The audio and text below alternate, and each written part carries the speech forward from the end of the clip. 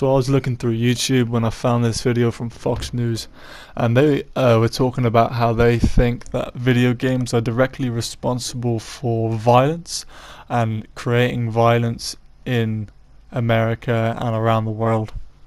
So let's find out what Fox News and President Trump thinks of video games, shall we? President Trump hosted a meeting with video game makers and their critics at the White House today. He was busy. They're looking for ways to reduce youth violence following the Florida school shooting. And the president recently expressed shock at what young people are exposed to today. The video games, the movies, the internet stuff is so violent. It's so incredible. I see it. I get to see things that you'd be amazed at. I have a very young son who I look at some of the things he's watching and I say, how is that possible? And this is what kids are watching. And this is hilarious. So Trump is surprised at what young children are watching and what they're exposed to and what his own young child is exposed to, which is even more hilarious because he seems to think that he's not responsible for what his own child is watching. How is that possible? How is that possible? How is that possible? This is the main argument when it comes to video games and children at the minute, is parents complaining how their kids are playing violent video games and how it's making them into criminals, it's making them lash out, etc. But ultimately it's the parent and the guardian that are responsible for what their children are watching or playing or doing. Now let's discuss whether there is any link between violence on the screen and real violence with Ben Shapiro, editor-in-chief of the Daily Wire, and retired Army Lieutenant Colonel David Grossman, who's authored books on the psychology of violence, Army Ranger, black belt, and everything. Okay, you win just on that score. It's great to have you both on. Let's start with you, David, because some of these games are really wild. I mean, they're pretty graphic, pretty gory.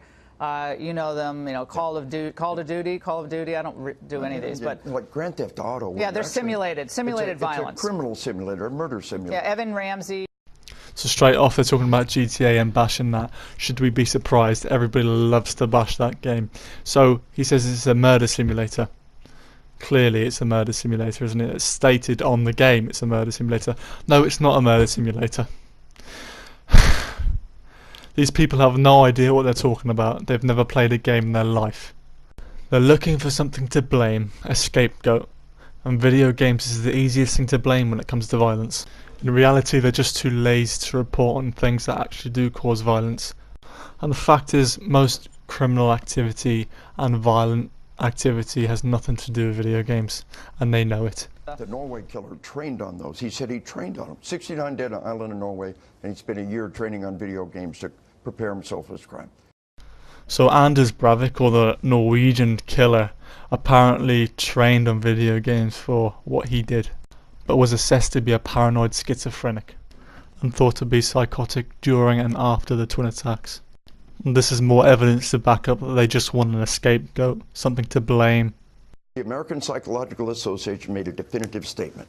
There is a clear, unequivocal link between violent video games, violent behavior. Their blood pressure goes up, their heart rate goes up, violent actions go up. The data is persistent and clear across many different forms. You cannot deny it.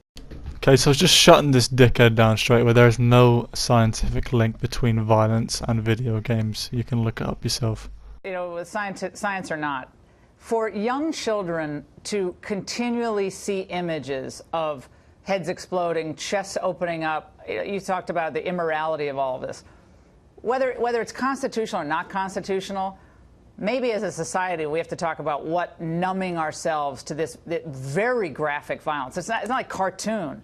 This looks like a real person's head exploding. So again, this is the responsibility of a parent or guardian to monitor what their child is doing or watching. Violence, blood and gore were being portrayed well before any video game was on the scene. From films, to books, to scripture, to TV. I mean, arguably there are some films that are worse than video games when it comes to blood and gore. A lot of the horror films that you see have some real intense scenes. Disembowelment, all sorts. But you don't see these people talking about that, do you? No. Well, I mean, I'm not supremely worried about it just because the consumption of these violent video games has been going up continuously since the early 90s, and yet youth violence has been going down since the early 90s. The correlation actually doesn't fit. As far as individual instances, I mean, you can find patterns in very sporadic instances among virtually all data sets. But this guy shuts them down straight away. Like he says, the popularity in gaming is growing, yet the criminal activity amongst younger people is decreasing. And this disproves that video games are making people violent, especially young people. Alright, there it is. So that was my opinion on violence in video games.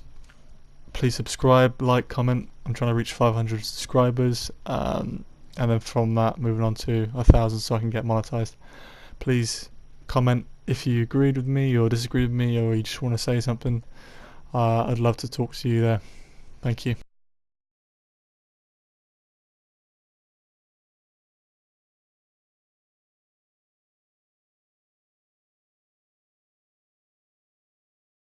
Millions and millions of people play these video games. I mean, girls aren't as into these video games, I'm sorry, as boys are, but I